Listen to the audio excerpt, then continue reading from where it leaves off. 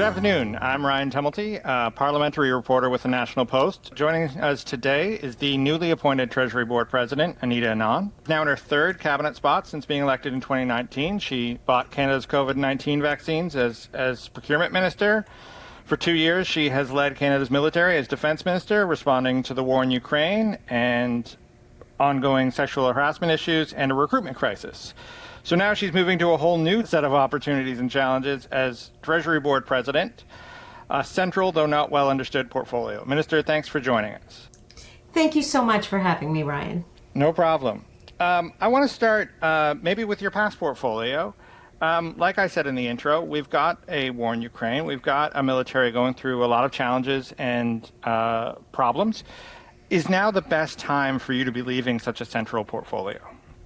Well, first of all, I'd like to extend my gratitude to the Canadian Armed Forces because they have been responding to forest fires and floods, all the while ensuring that we get aid for Ukraine out the door. We have transported over 10 million pounds of aid, in fact, from Prestwick, Scotland to Ukraine on behalf of our allies and committed over $1.5 billion of military aid. And so I take your question, certainly that there is significant activity going on in the Canadian Armed Forces, and the work will continue under the leadership of Bill Blair. I did lay a foundation for much of that work, including the procurements for Ukraine, for example, as well as for the Canadian Armed Forces themselves. I also accepted and developed a roadmap for all 48 recommendations of Madame Arbour to ensure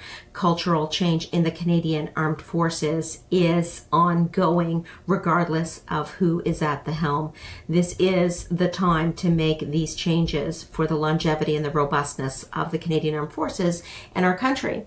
But Ryan, I want to say that diversity and inclusion and non-discrimination are principles that we need to be implementing across government, and Treasury Board, as the largest employer in the country, has a responsibility as well to make sure that the public service is a place where every public servant can work without discrimination and put on their best self for Canada. And the only way to do that is to ensure environment in which they can work where discrimination is not a reality.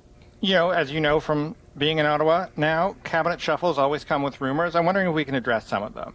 Did you want to leave defense? Were you ready to move on from that portfolio?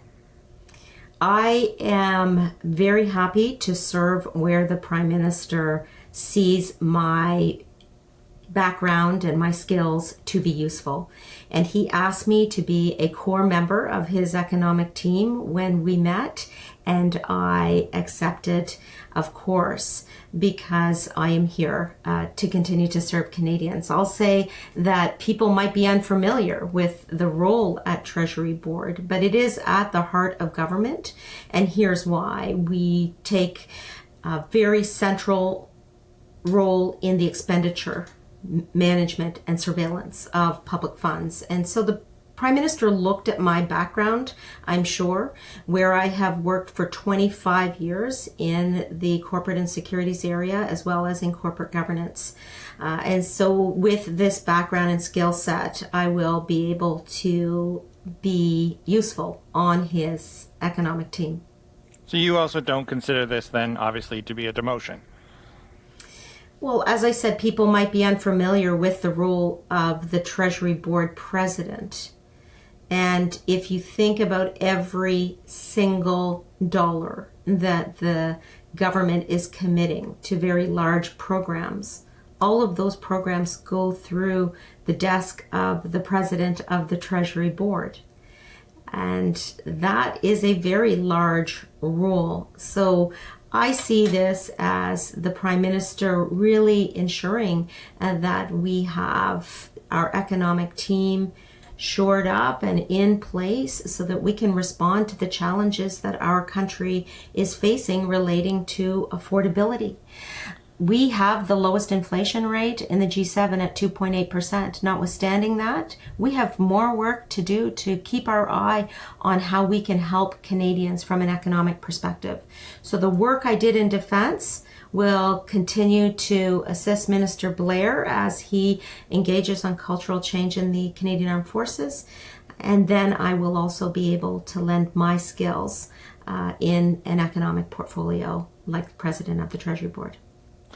You've talked about this, the government has talked about this as an economic portfolio, but it hasn't been traditionally thought of as something that deals with Canadians, dealings with the economy. This is, as you said, a very important role, managing all the money that flows through the government of Canada, all those contracts, all those employees. Do you envision the portfolio in a different way that has you thinking about it more as an economic portfolio? Can you help us understand how you see it as an economic portfolio? Certainly. With emergency pandemic spending winding down, we want to shift some funds to priorities like healthcare and the clean economy. And we have also committed to reduce spending across the board, including in budget 2023, where we made a commitment to do that. So my job is to determine how we are going to operationalize this budget commitment. And I will be leading our government's effort in this regard, refocusing spending to ensure that taxpayer dollars are effectively used to support the programs and services on which Canadians rely on every single day. And that is going to require coordination across government. And it is a very large job to operationalize this budget commitment in terms of refocusing spending. And that is what I am leading on behalf of our government as president of the Treasury Board. And I am, in fact, communicating with all of my cabinet colleagues because this is an all hands on deck effort.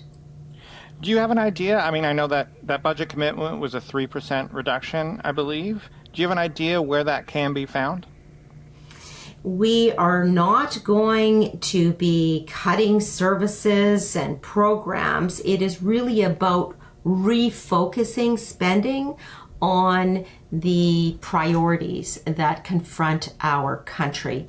We need to be prudent with public funds, and that is going to certainly entail each minister taking a look at their portfolio to see how this spending can be refocused. So the Minister of Finance certainly put this forward in Budget 2023. And as I said, my job is to operationalize this budget commitment, and I am doing so full steam ahead. Do you envision this job as doing something that will help the government deliver better? I know this has been a challenge. It's a big bureaucracy. We've seen it, of course, in things like defense procurement. We've seen it in some of this. I know there's a new Minister of Citizen Services. But do you see this as an effort to try to make sure that Canadians are getting the services quicker, more efficiently? I know you're moving towards more digital services. Is that part of what you see focusing on? Yes, I do.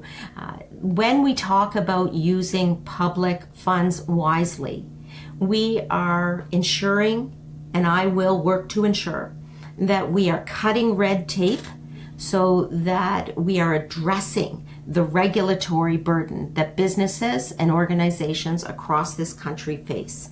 And I will also be working on digitizing government. And that is going to make sure that we deliver services more efficiently and more effectively. We have seen that we can do better. I'm taking a look at what other countries are doing in the area of digitization, and that is going to be a very large priority for me as president of the Treasury Board. This is a big overhaul of cabinet. We talked obviously about this. Most cabinet ministers change jobs in this, lots of new faces, things like that. You've been with the Trudeau government since 2019. Do you think this kind of big refresh was necessary? Is that why this happened? I think that as a government, what we need to continue to do is focus on how to make life more affordable, better for Canadians. And we've done this with the Canada Child Benefit, with dental care, with health care. And what we are now focusing on is how can we continue to support Canadian families. The Canada Child Benefit is one example, but we need to continue to keep our eye on affordability for Canadians while ensuring that we have a sustainable future from an environmental perspective. Your predecessor in this role just concluded a very large union agreement. We went through a brief strike. How do you view your relationship, I guess, with all of those employees of the Canadian government now that these union talks have moved past? Actually, I've been on the phone since my appointment with a number of our stakeholders. I bring to the table a very collaborative and cooperative mindset while ensuring that I am representing the interests of Canadians. Of course, we are in charge of prudently managing taxpayer dollars. And so what I'd like to do is to ensure that collaboration and cooperation while prudent management of taxpayer dollars occurs. That's really my modus operandi in every portfolio, from vaccine procurement to the Canadian Armed Forces and cultural change there, to the president of the Treasury Board, Ryan. My way of operating is to ensure in a professional manner that we are meeting our public policy objectives, bringing all interests together to reach a solution. And I will say that, of course, politics is very much about trying to find a solution when there are multiple interests at stake. And my goal always is to find that solution and to treat everyone around the table with the utmost respect and professionalism while doing so. You talked about politics being about coming together and a team. A lot of discussion in Ottawa about whether or not you might want to lead that team one day. Is that something you think about? Do you have leadership ambitions?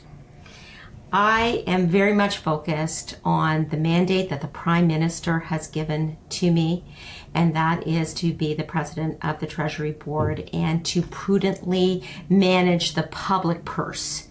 And in the next election, I plan to run in Oakville as the Member of Parliament under Prime Minister Trudeau's leadership.